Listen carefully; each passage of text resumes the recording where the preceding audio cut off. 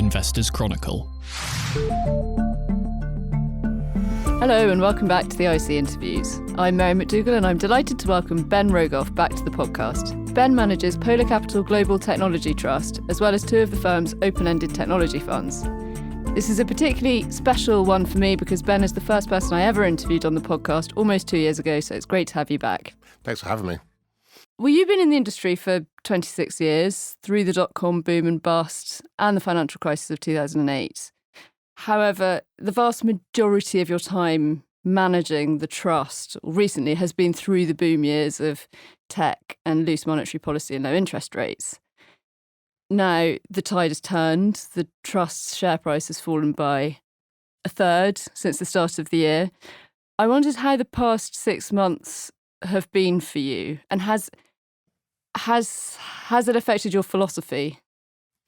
Well, I mean, certainly the market has been challenging. I think ever really since the Fed pivot, as it's known, the sort of the shift in policy out of the Fed in November of late last year, I suppose the acknowledgement that what they were experiencing, what we're all experiencing on a day-to-day basis in terms of inflation, wasn't proving quite as transitory as they had hoped. And since then, there's been obviously a big risk-off episode.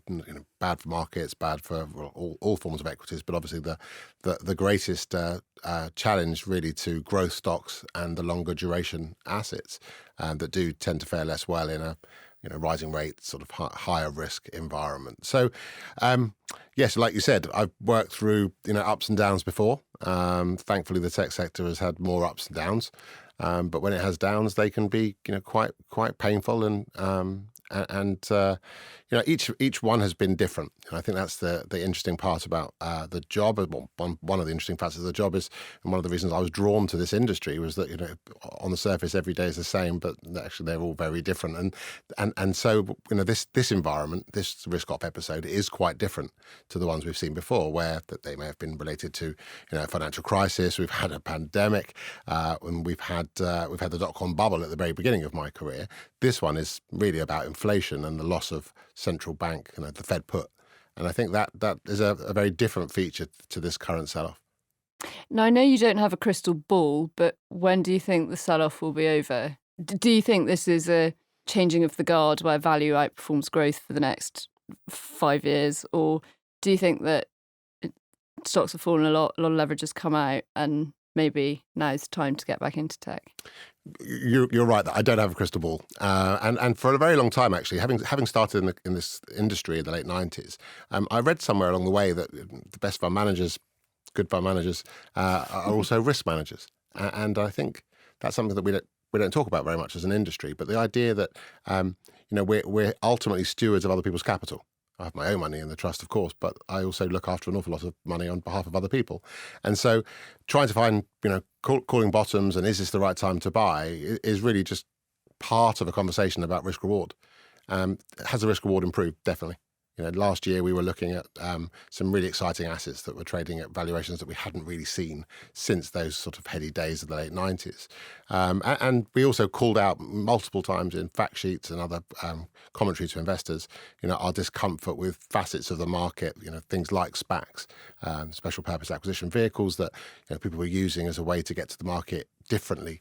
We were slightly nervous about some of the ultra long duration investing that we have seen in parts of the market. We were nervous about the sort of fashion towards concentration in portfolios. And again, this isn't being wise after the event. These are things that we were nervous about last year. So since then, there's been the most remarkable de-rating of some of those assets, some justified, of course, and some less justified in our opinion.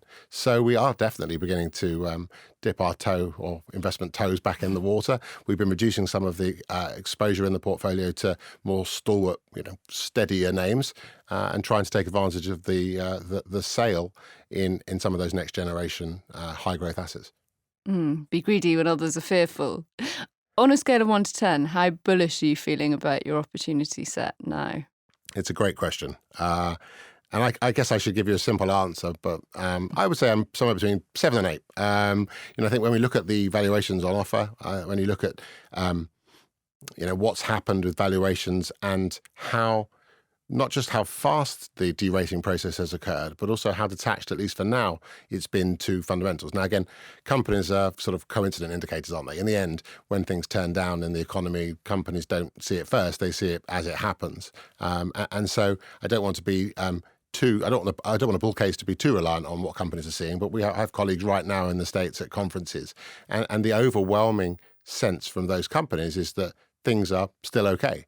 Obviously, there's weakness in Europe. There's tragic events in Ukraine. There's high oil prices that are beginning to have an impact. And you can see that already. And of course, on the consumer-facing, some of the internet companies, e-commerce companies, payment companies are already seeing that consumer weakness. Outside of that, the imperative to digitally transform, the use of AI to fundamentally change business processes and hopefully the world. I just don't think those things get turned off and on as fast as stock markets discount them. And so heartened by that. The challenge, of course, is that not that many people in markets have worked in a more inflationary environment. If we are in a different investment backdrop, or we're operating as a different investment backdrop, i.e. one where inflation remains elevated, then I think it's going to take some time for us. The price discovery process that we're currently in across all asset classes, I think, can play out for longer. I remain actually relatively hopeful about that. I think the Fed last night, in the minutes that they released, talked about actually lower expectations for PCE going forwards. And I feel like higher interest rates and perhaps a shallow recession or just weaker growth for a while can take some of the sting out of the inflation situation. So what areas specifically, sectors, maybe companies, are you adding to? Well, we've been reducing areas with that consumer exposure. I think, again, for a long-term investor, there are probably some tremendous opportunities here. And again, we are long-term investors, but we have our e-commerce exposure via companies like Amazon, which is fairly common garden, but a brilliant business with also, of course, a cloud story there that we think accounts for more than half of the overall valuation of the business today. Discuss.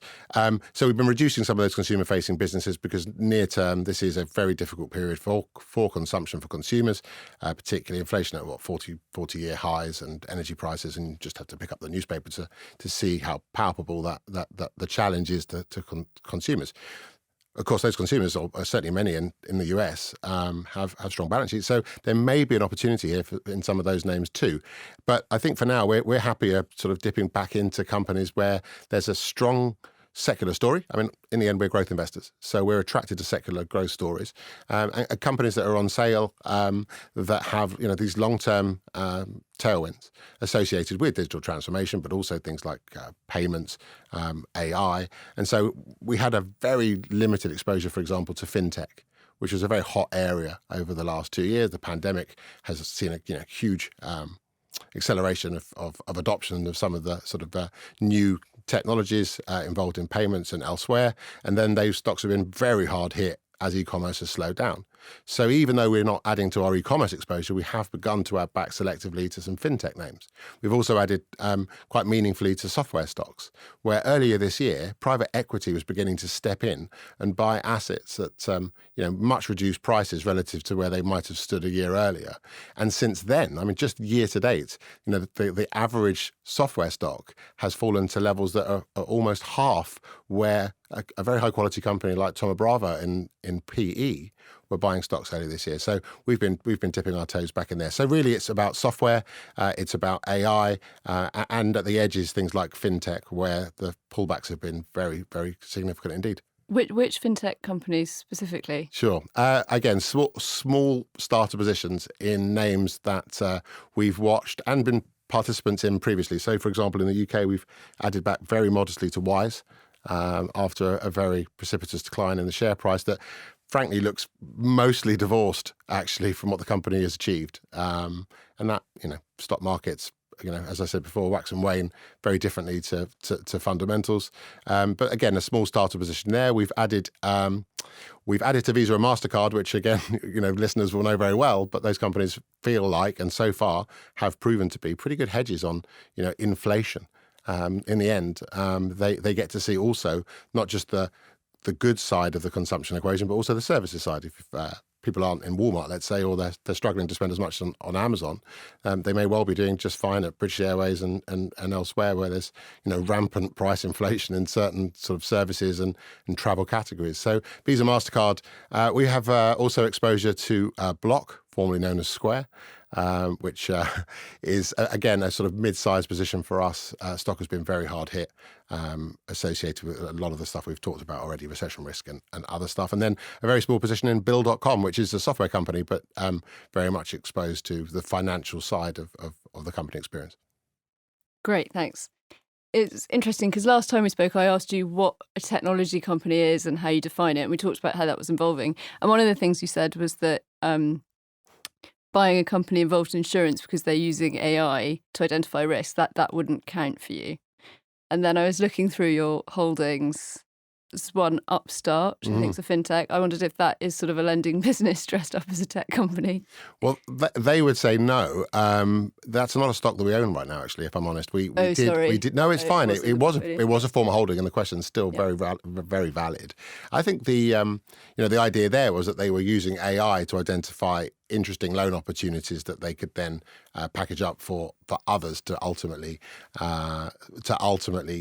lend to. But interestingly enough, the question's very pertinent because in the last quarter, the company actually ended up using its own balance sheet a bit more to take on some of that loan book itself. And so I think that's a really interesting point, which is that on paper at least, and in principle, these are tech companies. But I think that when the market and market conditions, particularly in some of these sort of niche financial areas, have got much trickier, then when a company like Upstart does start to take loans onto its own balance sheet, then that starts to challenge the question of whether or not that's a tech company or is it actually a lender.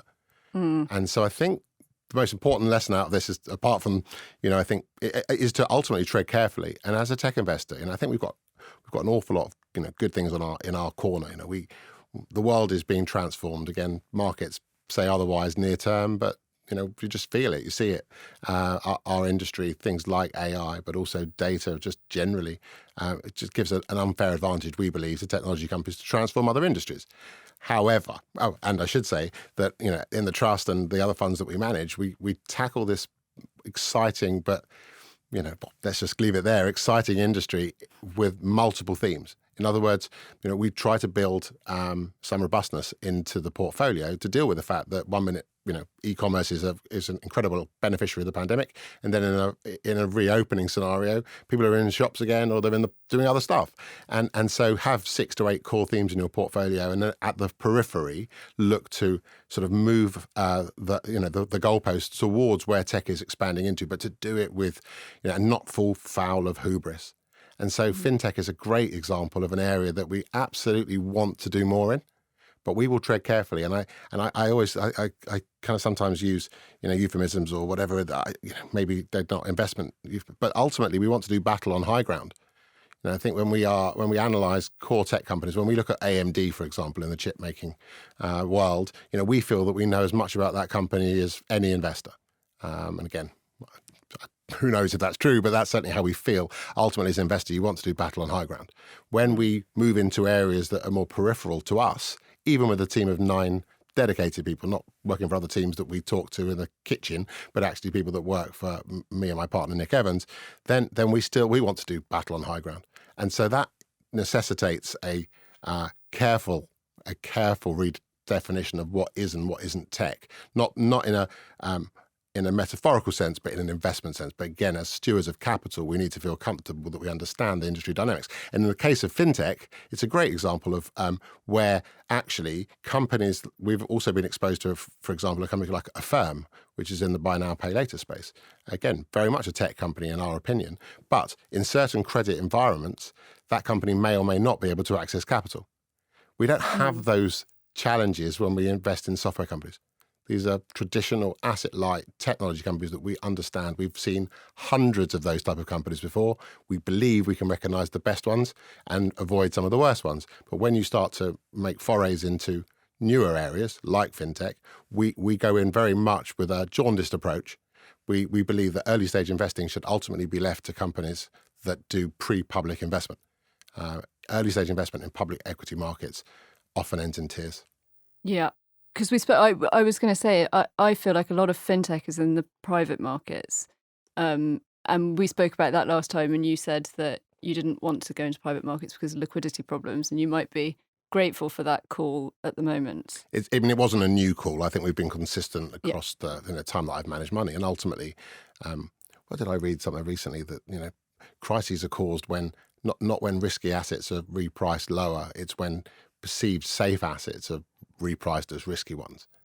And I've seen that episode, that idea play out multiple times across my long-ish career, through the 90s, of course, but also, and structures in the 90s that people, myself included, were involved with that turned out to be riskier than had hoped, or through financial crises. But ultimately, I've ended up in a place, my colleague Nick feels exactly the same, which is that ultimately you want to have a portfolio that is highly liquid, because in the end, change occurs within tech at a very abnormal rate. And so there's really nothing worse in the world, I think, as a manager at least. It's plenty worse in the real world, of course, than being able to not being able to change one's mind about a stock. And that, of course, is because you have too much or because the stock is illiquid. And we just, a long time ago, made, again, probably both of us independently, but 20 odd years ago, I think enough experience of unwinds to know that you just don't want to be in anything you can't exit. So even though I run a trust, even though we can invest in private companies, even though we don't suffer from the sort of day-to-day liquidity challenges that, open-ended funds benefit and ultimately, experience on the way down, we still felt that was, not for us. And so, yes, during this long upcycle and lots of excitement associated with areas like fintech, there's some very good managers out there. So this is not a critique of them, but I think it's just critical that you know what you own. And for us, PCT, Polycap Tech Trust, is all about listed stocks with exposures to, some of the best themes, but in a diversified way, and a portfolio that's constructed with the benchmark in mind. And so, again, one of the other challenges that I've had over the years has been, you own an awful lot of Apple, you own an awful lot of Google, or now Alphabet, and Microsoft. And for some, those companies were, not that interesting, particularly when there's sort of new sparkly things coming to market every 5 minutes with much more exciting, on the face of it, growth rates. It's those stocks that have formed, protected us and our investors from some of the worst of these drawdowns. Because not long ago, I think, half of the NASDAQ was down more than 50%. So, we've certainly not experienced that type of drawdown in those bigger names. What's the portfolio turnover? Name or value? I mean, as in the percentage turnover of the portfolio itself, that a traditional one would be somewhere around 100% a year. We've been running below that more recently, but through a cycle, I would say roughly 100%. And of course, that it's like a swan-like number, because the stuff above the the swan famously is looks placid above the water and is frantically paddling away beneath the water. And I think when you think about our turnover, it's not that dissimilar. Right? Frantic's not the term I would use, but the share price isn't the swan's head, though, is it? Well, I mean, markets ebb and flow, and I can't give people advice on that. I'm afraid, and the share price also includes the widening of discounts that we've seen across the trust space. Again, not being flippant about that, but just discounts have expanded everywhere. And I, again, look at my peer group. They also are feeling similar. So the share price drawdown is, quite a bit more than the NAV drawdown that we've experienced through the cycle. Discounts again have ebbed and flowed. But again, I can't give forward guidance about the discount. But I think it seems fair to bring it up at this point that the NAV drawdown hasn't been quite as pronounced as the share price has. That is fair.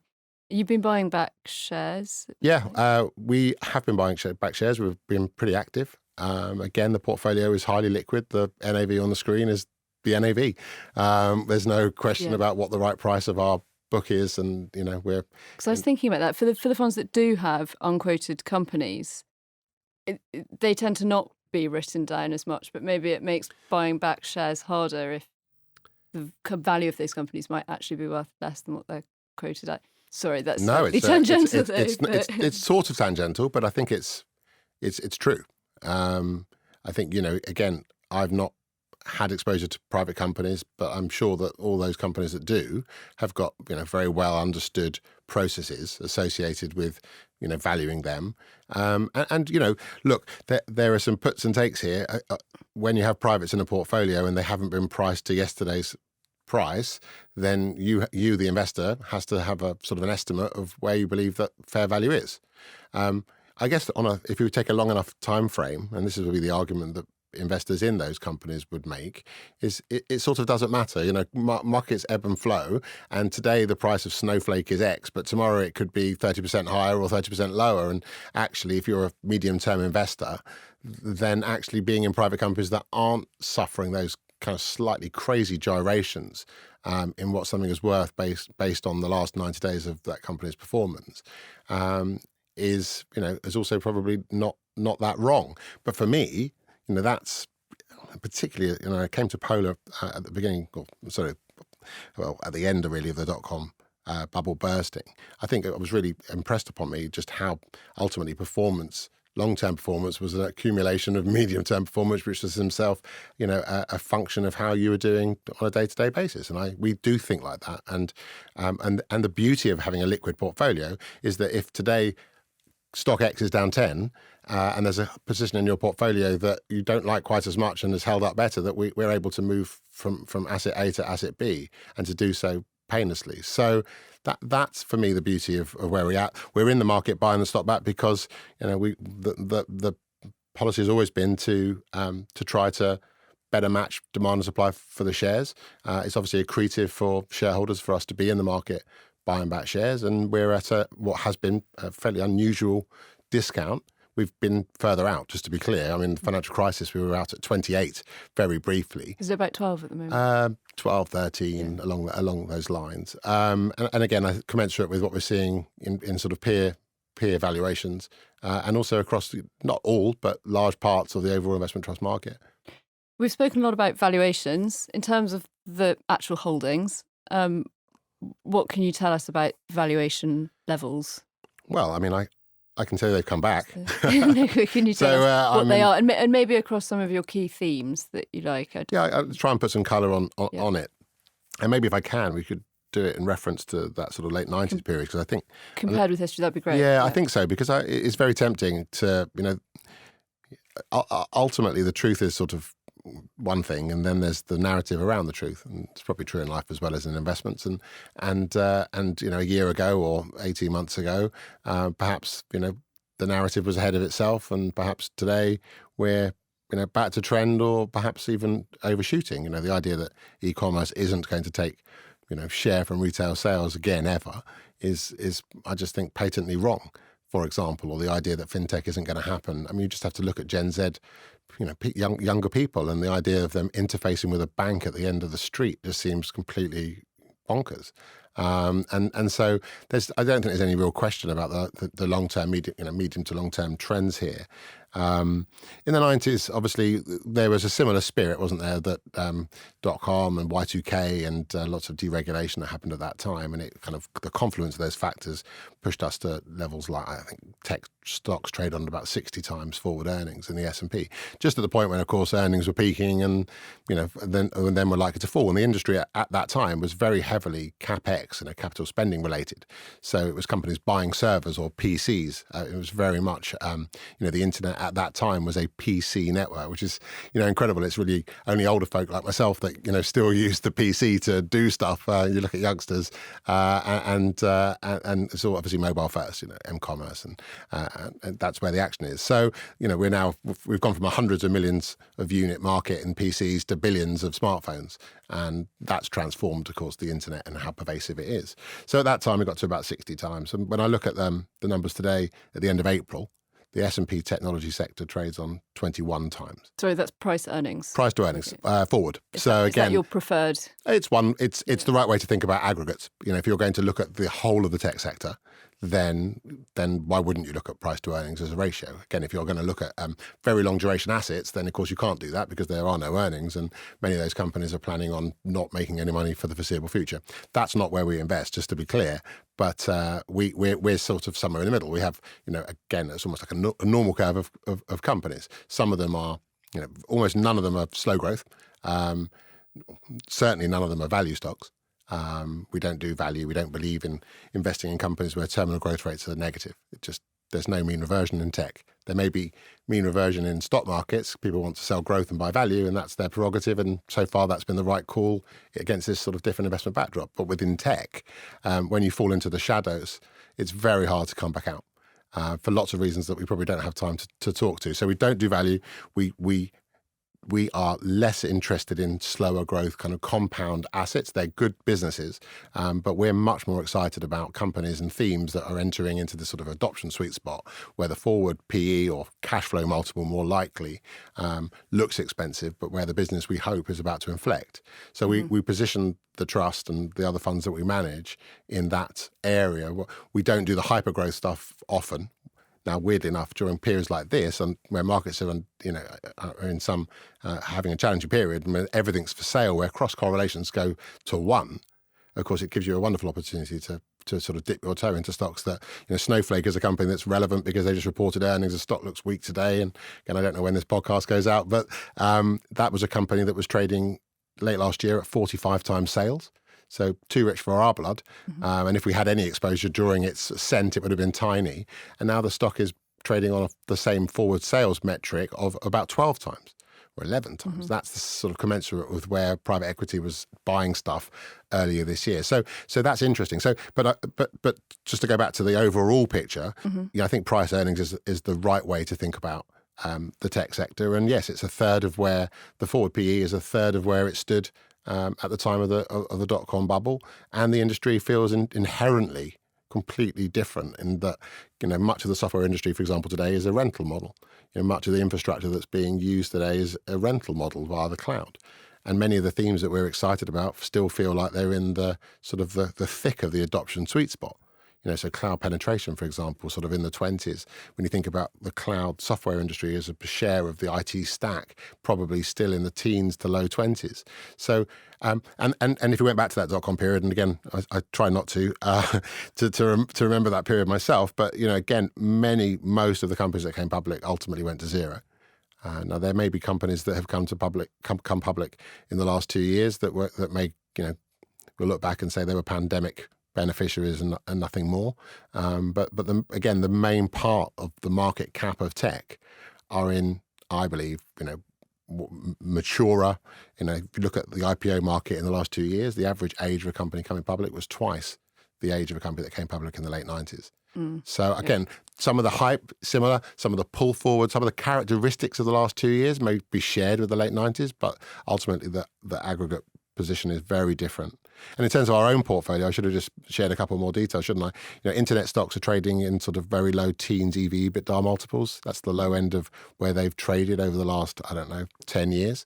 So again, lots of concern about what the forward numbers are because of where we are in, recession fears, reopening, and people not interested in internet companies. When I look at software as a service, we use forward EV sales multiples there, and now the stocks having got to levels that we hadn't genuinely seen since the late 90s, we've been quite nervous about, and we've taken a sort of step back and taken money out of that space. The stocks are now trading below 5-year and in some instances below 10-year averages. So again, lots of question marks about what the right numbers are going forward because we're nervous about recession like the rest of the world is. But optically, the valuation compression in software has been as big as I've seen in my career, certainly over this time frame. You've got a lot of semiconductor companies. I wondered what your view on the chip cycle is, because it has been a very cyclical industry, but there are people that think that now we've got things like data centers and the metaverse and VR, that there's just demands. Yeah, much bigger than it had been. This time it's different. Being the most expensive phrase in investment nomenclature or whatever is not lost on us. Yes, we like the space. We added quite meaningfully to it last year as we rotated away from some of those sort of secular growers that had really done well during the pandemic and had begun to fall foul of difficult comparisons and reopening. And, a company like a PayPal, for example, that we owned quite a large position in, that we had begun to reduce and then had some challenges we exited. That would be a kind of an example of what we sold. And on the buy side, you position the portfolio more for reopening. And our hopes at that time, of course, were that we would see, a pretty strong recovery trajectory. The vaccine, the arrival of vaccines and all the good stuff that's actually happened as it relates to the pandemic since those dark days sort of necessitated us to shift the portfolio away from some of the pandemic beneficiaries, work from home, in favour of reopening. And that would take travel assets, for example, Visa, MasterCard as ways to pay travel. Airbnb is a holding and we added to. But the chip side specifically has typically done very well during periods of stronger economic growth. More toasters, more stuff, but also, like you say, well supported by some really exciting secular drivers. So we did that trade. We've liked those names for an awful long time anyway. Our view is that that there's a few very odd, unusual features to this market that are obscuring or maybe desensitizing the industry's revenue sensitivity, I should say, to GDP. Some of those things are structural. So the growth of electric vehicles, and the amount of semiconductor content you require in one of those vehicles relative to a combustion engine. AI is a fascinating development for the industry because if you think about, we clearly moved from a PC to a smartphone to lots of other, semiconductor content growth, but all of those things are still ultimately connected to humans. We have a phone, we have a PC, and the attach rates are different, of course, from a phone to a PC, where we might share one, or we may have, half per person, but where a smartphone we might have actually more than one per person. AI sort of breaks the link a little between people and semiconductor consumption, because you have actually machines working on huge data sets to try and improve a whole bunch of different outcomes and understand stuff. And so, the pursuit of things like natural language and being able to use these incredible models to do real-time translation or visual search, right now, the likes of Meta or Facebook, as it's otherwise known, to try to fill in some of the gaps that changes that Apple have wrought on its business in terms of being able to identify users and advertise appropriate adverts to those users, requires the use of massive AI. So we still really like the space. There's the connectivity story, there's data center growth. Ultimately, we believe that every incremental unit of compute goes to the cloud. And as it does that, it benefits companies that sell into the data center, into those cloud titans. So it's a space that we like a lot. On top of it, very quickly, just to say, there's also this ongoing question mark about Taiwan and what may or may not happen there, and Chinese intentions with it. And again, I'm not going to fall into politics here, but just to say that it's brought up the challenge of what's known as silicon sovereignty. The idea that, for example, in the US, there's an act that's trying to get through Congress to try and improve US manufacturing of chips. And I think, we've also seen that you can't ship a car because you can't find a 50-cent part because of this pandemic and some of the challenges post-pandemic. And as a result of that, everyone's running more inventory in semis than they might have done, for the last 10 years. Some bears would tell you that was a negative development, i.e. that right now demand for chips is slightly divorced from the underlying, fundamental demand for end products. Well, we would argue that you're moving a sort of a one-time impact from just-in-time inventory management to just-in-case. Yeah, you mentioned Taiwan. Last time we spoke, you said you wished you owned more China and that over time you expected the market to become more kind to China. It shows how difficult investing is. What's your view on China now? It says that you get some things right and some things wrong in this business. But again, the beauty of having a liquid portfolio and not being too dogmatic as an investor, I think, helps. So our view on China, yes, I guess we probably did. I think China had a very good first half of, again, I don't live there, so it's easy for me to say that, but optically and top down, they had a very good early pandemic. So probably when we spoke, when the rest of the world was, locked down and struggling with deaths. I mean, let's be honest, the mortality of the situation was just very dark and much better in China. And since then, of course, it's completely flip-flopped. And of course, very recently, just lockdowns in Shanghai and Shenzhen, it's just not great. Massively exacerbating, of course, the inflationary situation we find ourselves in, where supply chain challenges are just making it very difficult to find a sort of a healthy equilibrium between demand and supply. But getting back to China specifically, not only has the pandemic situation worsened there very significantly relative to other parts of the world, but also the regulatory backdrop has been really quite challenging for companies in China. It feels to us like that may have sort of reached its sort of nadir or zenith, depending on which way you're looking at it. And if that's true, then it might be time to start rebuilding some exposure there. So we've added very modestly back to Alibaba, which was a stock that we reduced very heavily after the Ant Financial deal was pulled, the IPO was pulled.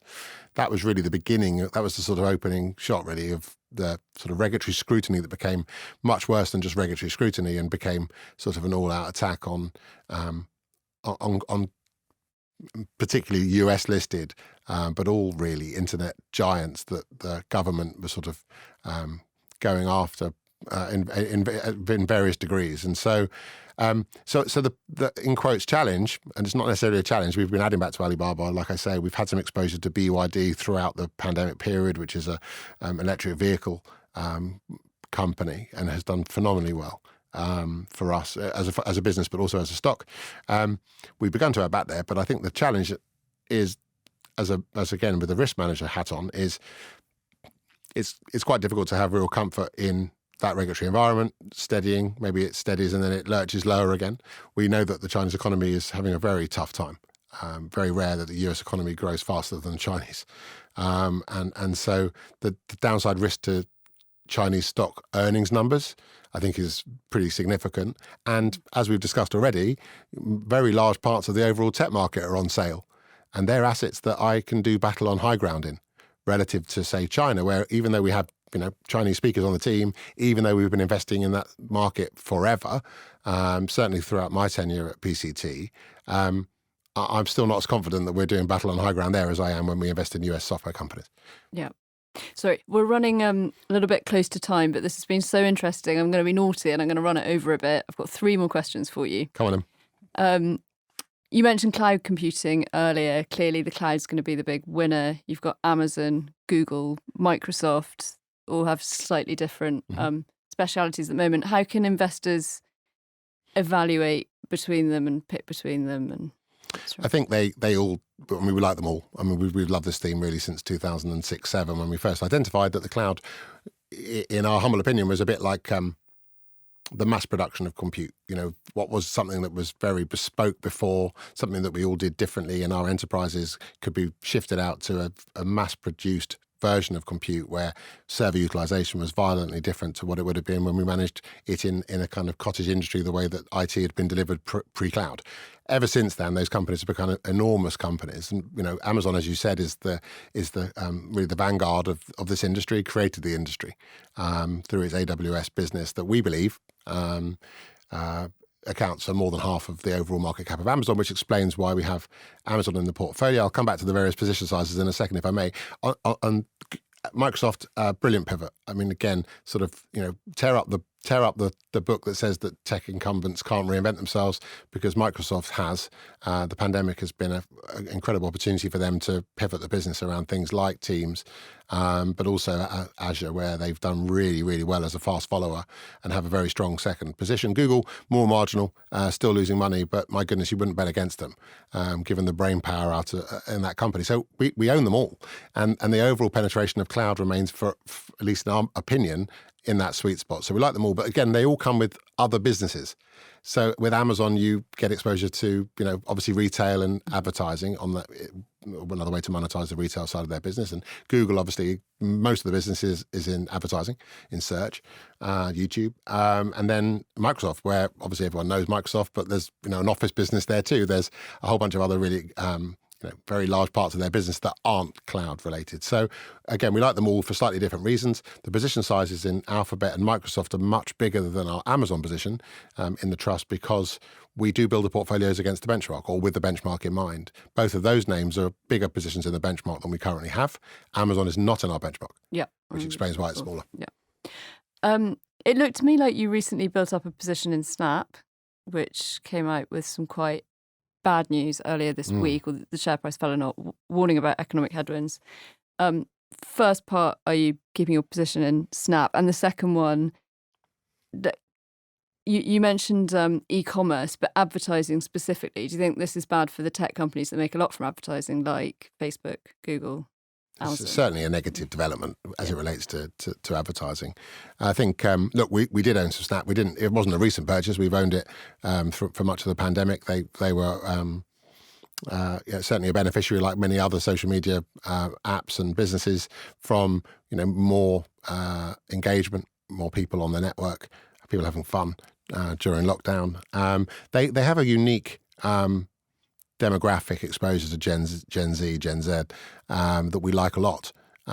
We don't like the fact that the company gave guidance not much more than a month ago and has now had to come out and negatively pre-announce. And if you look at the maths, I mean, it's a pretty precipitous decline in what they're seeing. So naturally, the market on the day that news, marked down Snap very meaningfully. We had actually, for what it's worth, not much, I imagine, but we had actually reduced our position into that development because the company had issued itself more stock. And Snap is one of those unusual companies that you're not only in a founder-led business, but you as an investor have no shareholder rights. It's a unique situation as a Snap investor that I think may come back into focus a bit more if the business remains challenged by some of these headwinds. The frustration isn't just that the company.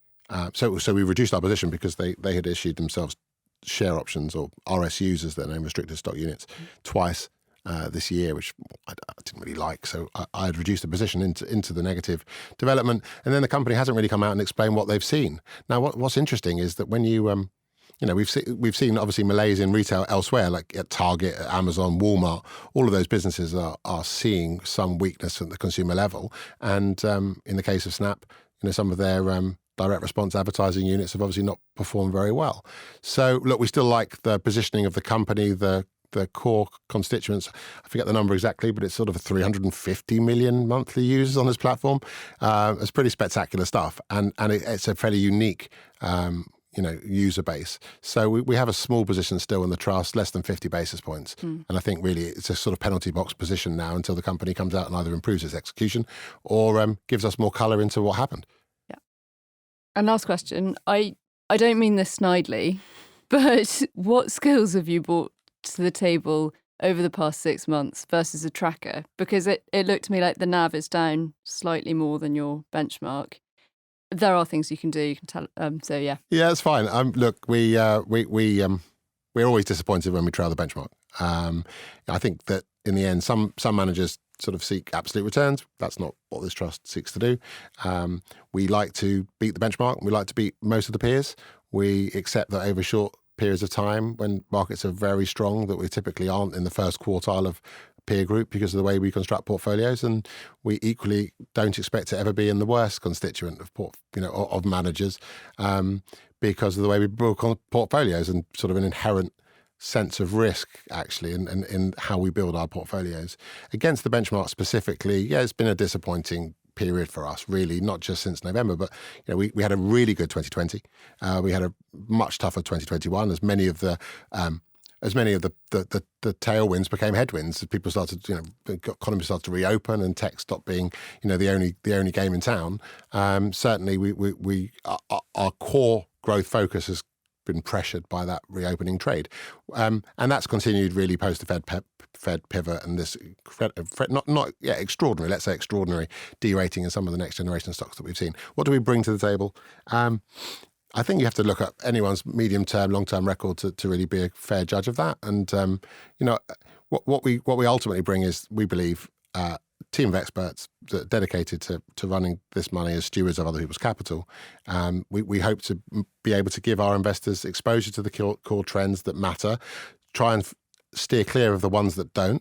I think the tech sector's growth rate means that if you can stay in it over the medium term and avoid some of the the pitfalls, the nonsense stocks, the things that invariably come your way as a tech manager, then you can deliver really nice returns for investors over the medium term.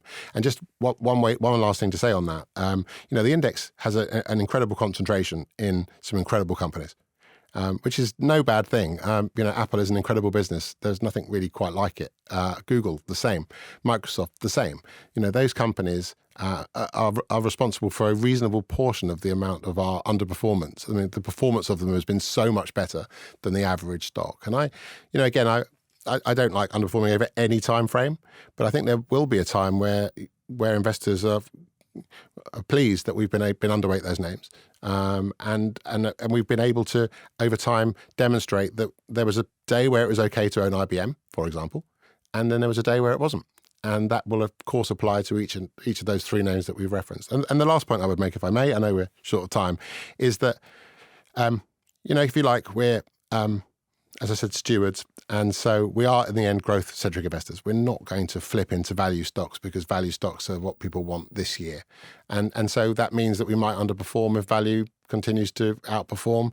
But I think hopefully investors understand that. And they can find value exposure elsewhere. We really don't think being a value investor in tech is the way to go. But just finally, in 2020, when the portfolio mapped well to what people wanted, what was required during that pandemic, the changes that we made in the portfolio added more than 200 basis points of performance had we just left the portfolio alone from where it stood on December 31, 2019. In 2021, when the portfolio really didn't map to what the market wanted, as we began to reopen, and we added more than 400 basis points from the changes that we made to the portfolio had we just left the portfolio alone from the beginning of the year. It's too early to say what our changes have done this year, but the idea ultimately is that we can change slightly, at least, the way that the risk reward of the portfolio. But in the end, we are growth investors and therefore somewhat captive to the performance of those stocks. Ben, that was really insightful. Thank you very much for coming on. Thanks for having me.